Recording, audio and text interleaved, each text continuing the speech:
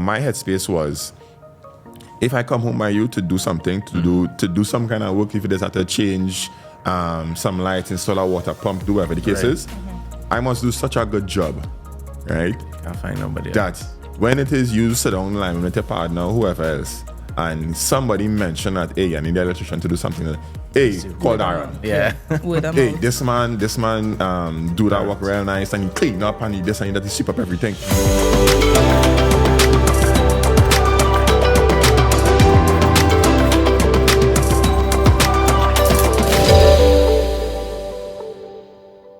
Welcome to another episode of Data Insights on the Go, where we share brand stories, data-driven conversations, and of course, navigate the competitive landscape. My name is Julian John, Marketing Coordinator at Media Insight. Hi, and I'm Joel Moniquette, Sales and Marketing Manager here at Media Insight. On this episode, we have Daron Jacobs, Senior Insurance Advisor at Sagicor. Welcome, Daron. Hi, thanks for having me. Can you share with our listeners, how did you get into insurance? Yeah, what the political answer or the real answer? Anything you want to give. Anything you want to give. I can give you the politically correct answer. Yeah. That will be, I was an electrical engineer prior, right? I did engineering for about 10 years before. And I felt that in my career, I hit a glass ceiling. Yeah. Right? Now, I'm the kind of person, I have to always be moving forward, or else I tend to go crazy. So I, at the position, whatever company that I'm with, I try to rise as fast as I can through the ranks to reach a certain level of what I would be comfortable with. Yeah. And the company I was with prior, I felt as though I hit a glass ceiling. It had nowhere else to grow in the industry, in that company. And at the point in time, the oil boom was now starting to fall off. So jobs in the engineering field was kind of hard to come by. And I felt as though that the income that I'll be able to generate through engineering would not have been where I wanted to be. So I got introduced to the insurance industry. That was in 2017. But prior to that, I am an avid reader. I listen to a lot of books. I listen to a lot of audiobooks, read a lot of books on a regular basis. So essentially, I taught myself a lot about sales, psychology of selling, interacting with people, business, all these different things. And then when I realized, or when I was introduced to the insurance industry, everything just kind of Nearly headway, kind of combined real nicely. And also kind of within that, being able to interact with people comfortably was something that I would say helped a lot as an advisor. And as you mentioned, your customer-client interactions, you are mainly seen on TikTok and Instagram. What pivoted you to use that type of journey? Why the digital marketing? Because the reality is, throughout COVID, a lot of us was in a position where we couldn't go out and do certain things. And insurance is a type of business where you have to be either face-to-face with people or interacting with people. And during the lockdown, had no choice. They couldn't really do anything. They couldn't go anywhere. And I wasn't about to... I made a commitment to myself that I'm not going to leave COVID, leave the lockdown the same way as I entered. So I started to really research a lot of ways of how to sell online, of digital media, doing video, creating content, that kind of stuff, because I realized that I can't really go out and see people. And prior to COVID, I used to do a lot of seminar selling. So I would come into companies and explain different things in terms of insurance, basically selling insurance, but through seminars with a group of people. And I just transferred that entire headspace to social media. And with doing that, did a little bit of research and figuring out lighting, audio, camera, this, that. Right. And it just worked out in that way. Good. Luckily for me, during COVID, everybody was home and was on the phone, so they had nothing else to do but listen, but watch my content. So yeah, correct. I must say, I am one of the ones that I dislike insurance agents. I used to say, they just want your money. They just want to just follow you, and then as soon as they get your money, that's they're it. gone. Yeah. They're gone. but there are certain people I will follow, and I will say that, they give more insights in terms of why you need this insurance, what it is, and how it's going to help you. In that light, what do you think social media can also pivot other people's mindsets? I would say, think of yourself from the customer's perspective, right? So when I make videos, so when I was in engineering, right, I had the same headspace. I didn't really like insurance. Insurance just try to come and talk to me about insurance. Now, I used to ride motorcycles back in the day, right? I was a professional racer. And it had times where agents would come and talk to me, and they would see my salary at the point in time, and they see that I ride a bike, and I live in home with my parents, and have money for myself, and they want to sell me everything. And it's like, okay, how this actually benefiting me, right? So when I create content now, I use that same kind of headspace, right?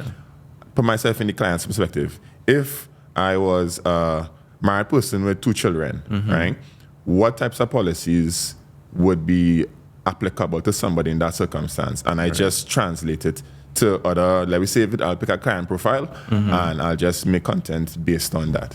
Well, with that, we have examples of social listening. So at Media Insight, we do social listening. We bring all social media together, and we are able to tell you things like sentiment value, the demographics, and stuff like that.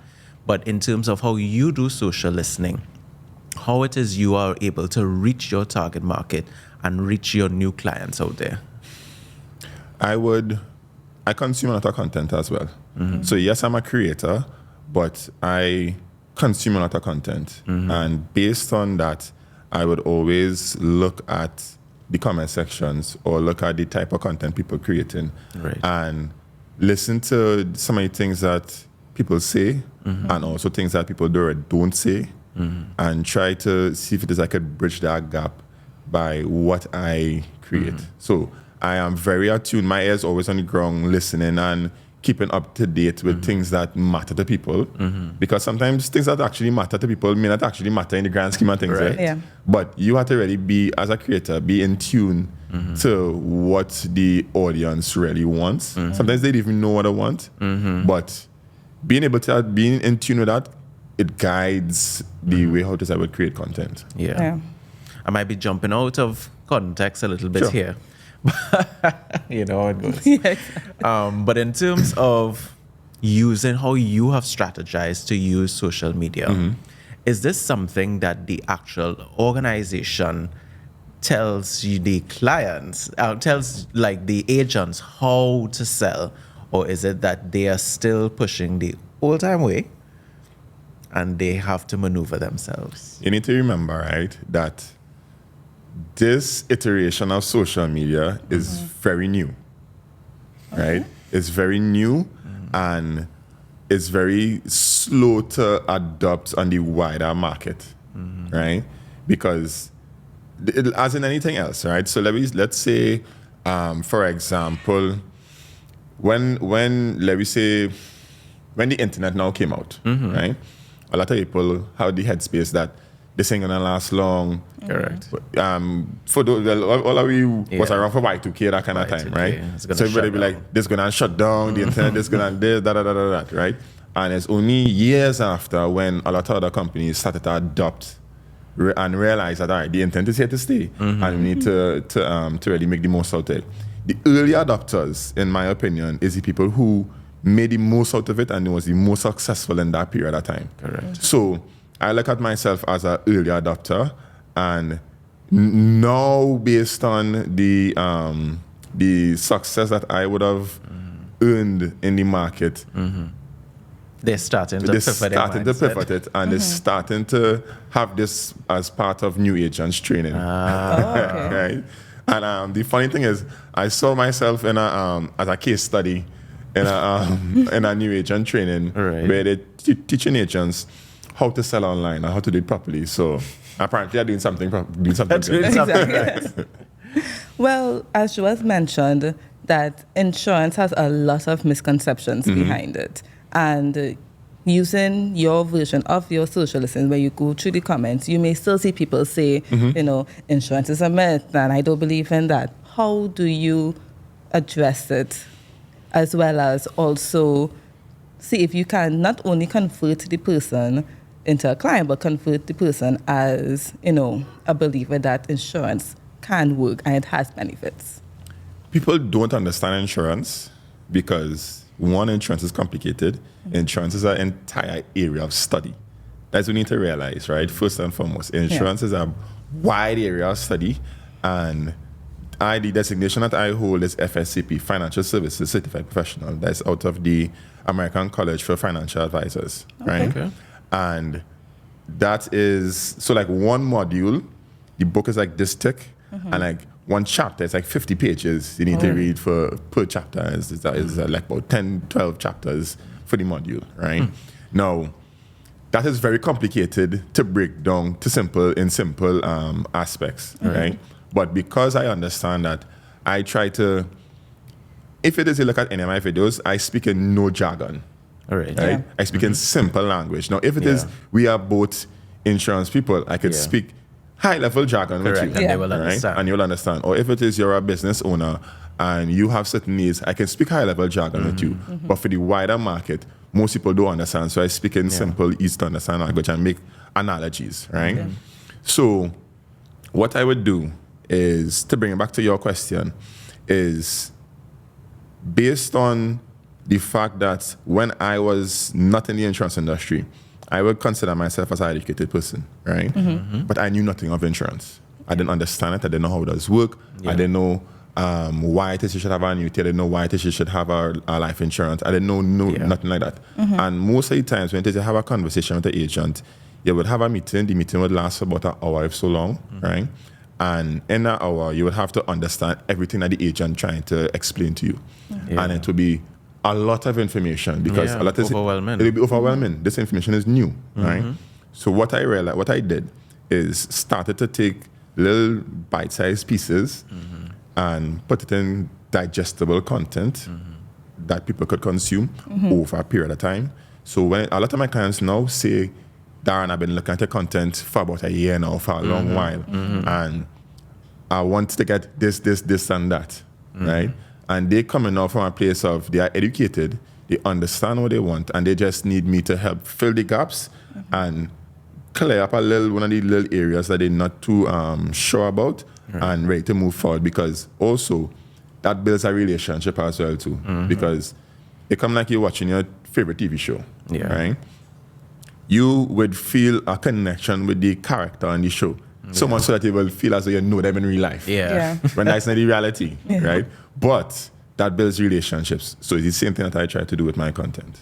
Okay. And your various strategies, both, in-person physical strategies as well as your social media strategies, what else do you use to set yourself from the other insurance agents, old, young, upcoming, seasoned?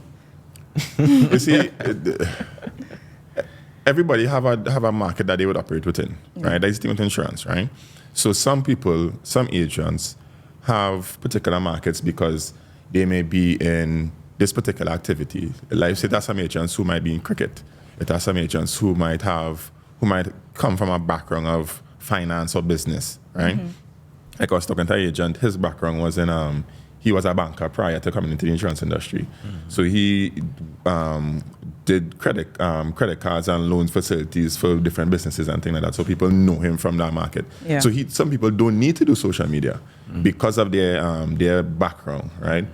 My background was different. My background was engineering. I was dealing with machines, boats, different things like that. So I didn't really have much people that I was really working with. So I needed to find a way to create that market. I must say, a lot of persons might have adapted to what you're doing now. So as you just said, you're producing content, getting it out there, and other agents are doing the same. So now, in terms of competitive intelligence, what is the advantage of bringing it to persons coming back to you now if other agents are also doing it? The reality is, people will buy from who they want to buy from. You can do nothing to change that. Some people will buy from me because they feel comfortable with me. Some people will not buy from me because they don't feel comfortable with me. Some people will not buy from me because I might be too tall, I might talk too much, I might, for whatever reasons, right? That's not really my concern. My concern is to create the content and who it resonates with, they would reach out to me. Yeah. And I don't believe in I don't believe that it have any competition. I still believe that it have the spaces. I look at it as an abundance mindset. Yeah. The space is so wide and so untapped that plenty agents could operate within the same space and still have plenty business and people there that everybody can reach out to. It's just now all boils down to who is most consistent, who is most relatable. Yeah. And once people like to deal with people who they could relate to. So that is what I would say would separate myself from other people who do not know.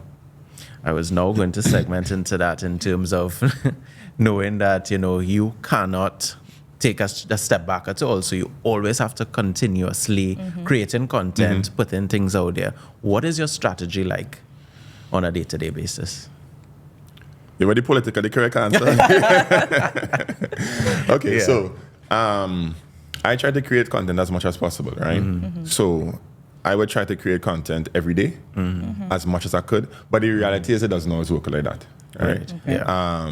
Based on where I am, if I'm in my office in San Fernando, if it is I'm in the office in Port of Spain, sometimes it's based on where I am, based on what I have to do for the day, based on the amount of tasks that I have. So I try content is a priority on my day-to-day activities, but not all the time it would work out like that. So sometimes I just try to create something, but I also try not to lessen the value of what I create. Yeah.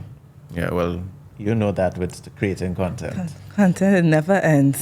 The idea is it never stops flowing. Yeah. And you have been on TikTok for quite some time, Instagram quite some time. Can you share any success story or memorable experience based from, TikTok and Instagram? I would say some of the more memorable experiences is when, like I had a client yesterday, right?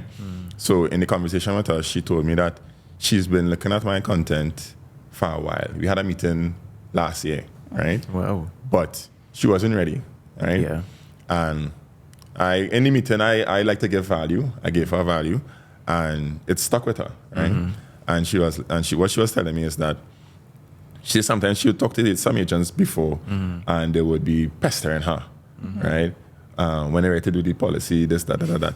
I gave her the value and left her. Right? Yeah. She told me that she appreciated that. She appreciated that I didn't pressure her into making a decision.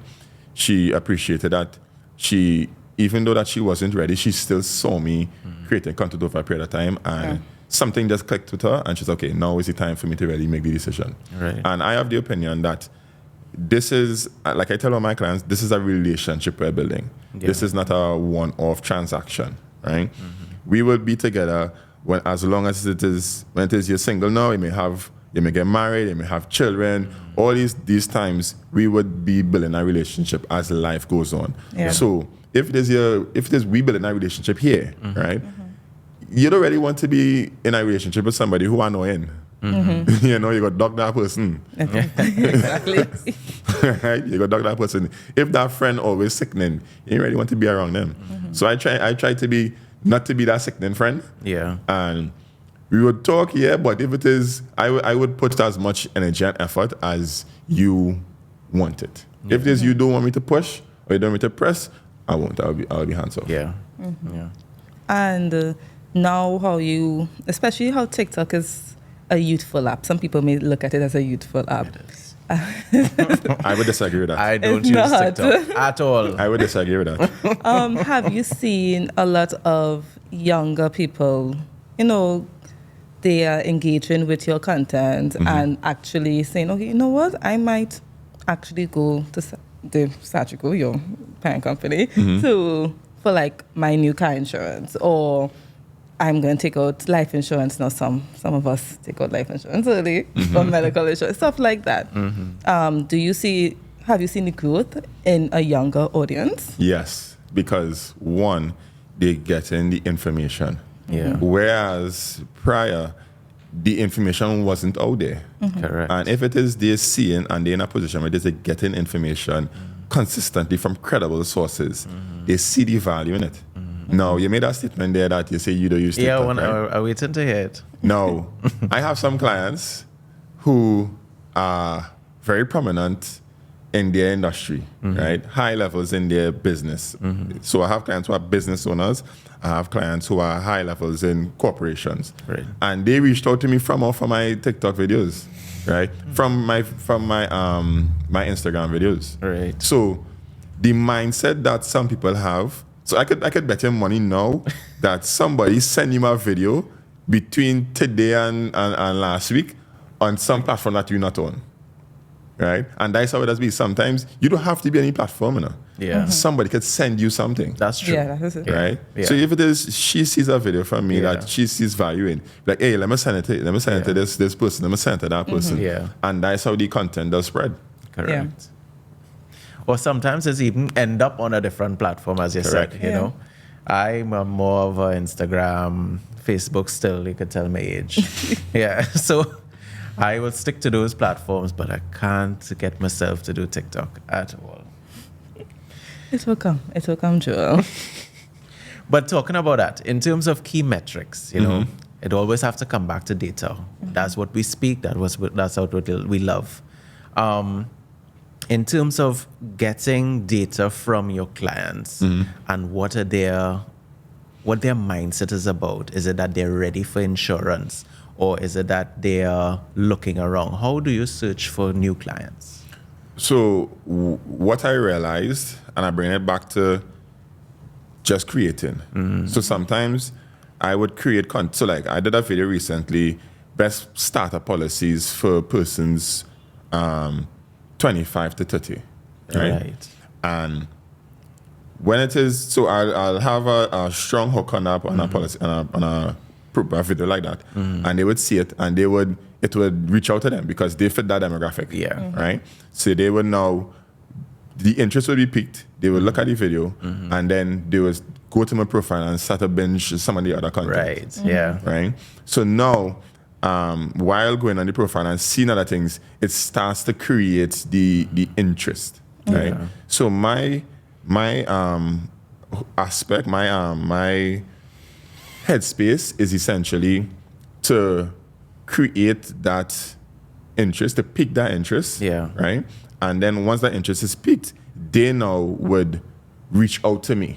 Right. So it's not where I actively go out searching for them. I want them to come to me. Because if they come to me, they're at a stage in their buying cycle where they are ready to buy. Correct. And you know that was the pattern before, right? Correct. Insurance is all about you have to go to them. Right. Yeah. And this is an unpopular opinion in the insurance industry, but I do not really like to go out to clients like that. Right? I don't. Right? Yeah. It wastes your time. It goes against all of the traditional selling methods. Correct. As it relates to insurance. But I personally realized that didn't really work for me. And yes, I ask people to refer me, but I want people to refer me in their time. Yeah. Right? So when I was an electrician, right? I used to do house electrical and stuff, right? Now my headspace was, if I come home by you to do something, to do some kind of work, if it is to change some lights, install a water pump, do whatever the case is, I must do such a good job, right? Can't find nobody that else. When it is you sit down line with your partner or whoever else, and somebody mention that, hey, I need the electrician to do something, hey, call Daron. Yeah. Word of Hey, mouth. this man do that work real nice, and he clean up and he this and that, he sweep up everything. That is how it is I operate when it as it relates to my practice as an insurance agent. Yeah. Okay. And I think it brings it back to in terms of what people think about insurance agents too. Yes, okay, so you sell your policy. Are you going to just run away after that? No. What is the value that you bring to that person and continuously give them value? Now, in a person's life cycle, right, there are many different times where a person would buy, right? So let's say when it is a person is in the early stages of the life, right, between 25 to 30, 20 to 25, and then now get a first job, right? So you now get your first job, you at a stage where you know starting to save a little money and thing, nothing to do little things, And if it is you have the right guidance at that point in time, you would be a lot further ahead in life versus somebody who starts later down. Yeah. Right? So if it is you start really being financially responsible from in your early 20s, time you're in your early 30s or mid 30s, it's much easier for you. Yeah. Right? Now, I would have seen people who reach out to me in their 40s trying to plan for retirement, right? But the time that you have, the amount of years that you have to contribute to something is short. Yeah. Versus if this you start planning in your early 20s, when you get your first permanent job, you have a decent income, before you had children, before life happens, it will cost you significantly less and you will get way more value at your retirement age, because we realize that everybody pensioners always be complaining about the pension too low and they want a raise and this, that, but it's like, it's your responsibility to see about your retirement versus leaving it in the hands of the government or somebody else. Correct. Right? So bringing it back, I always like that, try to reach out to people early and they would grow with me, because I show them that what we together from the beginning, throughout your lifetime, I will be here with you, making recommendations, guiding when it is you have a child, you get married, all these different things, planning for your mortgage, all these different things. I will be here with you. So it's not a one-off transaction, and that is the value that I bring to my clients. Yeah, it's even hard to convince, as you just said, as at such an early age. 20-year-old is not going to be thinking about saving for that, life policy and things like that. Nah, they just want to spend that money. They just want to spend, yeah. What advice do you have for all the other insurance companies? We're not going to name any. All the upcoming advisors. What advice do you have to, steer away from the traditional media? We do know traditional media isn't dying, but what would you tell them? This could work for you if, you put in the dedication. That's a kind of hard question. Here's why. Because I understand what helped my success on social media was COVID, was being in the market before it got to a stage where it is now. That you have to use technology. Right? Now, that isn't anything, because if this you're an early adopter in any field and you do it properly, it sets you apart from people who come after. You have a larger portion of the market share. Correct. Right? Now, an agent reached out to me recently and asked me about doing social media and stuff. Now, the thing is, insurance is boring. Insurance boring. Yeah. And insurance hard to make exciting. Right? So at least you're being honest. No, I be real. Like I tell people, right? I am the same person who you'll meet me in real life, and the same person who you see online. Yeah. Right? I don't switch up. I'm not I don't put on a persona online and that's how it should be. Yeah, exactly. Right? You're real. I'm the same person on and offline, right? Now, coming online now, insurance boring, and it hard to make insurance exciting, and it hard to create interest in insurance, right? Yeah. So you had to be creative, and not everybody comfortable in front of the camera. Not everybody comfortable creating content. Not everybody comfortable creating scripts and doing different things. Yeah. It's content creation. It is hard. It's I hard. could say that is hard. It's hard. Yeah. Right? It is. First, you have to get over the nerves of talking in front of the camera. First, you have to get over the nerves in trying to redirect you off a script, and you might go off board, and it's a lot. Yeah. It's a lot. You literally have to plan it every day after And the then you content. have to find the confidence to actually post it. So like I say, with creating content, it's not for everybody. Yeah. Right? Plenty of people may try to do it, and they may not see the immediate success, and they may get disheartened by it. Yeah. But it's something I think they keep it. If I look at some of my first videos, I cringe so much. Right? But I had no choice. Yeah. Right? And sometimes, like the headspace that I had, it has something called a dead ground strategy, right? So it's like you burn all your bridges, right? You burn the ships, and the only way you could survive is if it is you move forward. Yeah. Right? And that's the headspace that I had. Right. So it had no other option but to do it. So it had no other option for me to be like, oh gosh, I don't feel like doing this. No. It's like do or die. Yeah. So that was the headspace. It's like, okay, I feel uncomfortable. All right, keep creating more. I'll get over it. I'll mess up in this video, do our next one. You understand? So that's the kind of headspace that I had. Well, thank you so much, Daron Jacobs, Senior Insurance Advisor at Sagicor and content creator. We must put that in because it is hard work. Yeah. Thank you so much for coming on and being a part of Thank you, our thank you. podcast. Your insights on the content creation side as well as the insurance side. It's really insightful, and I do hope our listeners check around your pages. You could plug in your socials. I am Daron Jacobs Financial on all platforms. Instagram, TikTok, Facebook, LinkedIn. I don't really post on Facebook that much. Right? See? Facebook algorithm funny. It's always changing. It's funny, right? Yeah. So, Daron Jacobs Financial, all platforms. You can reach out to me, look at my videos. You have any questions, reach out to me. You could either go to my profile, hit the link. You could book a meeting. My number is there as well. And you could have a conversation. And sometimes it's not stupid questions. So if you're not sure about something, reach out to me. We could have a conversation. I could help guide. Even if it is you're not a position where it is you're ready to make a decision now, the content that I create could help you along that path. Yeah. Correct. Correct. Well, thank you so much. Again, thank you everyone for listening and watching our podcast. My name is Jolene John. And I'm Joel Moniquette. Follow our socials as we continue to give you all these insights. All right. Bye.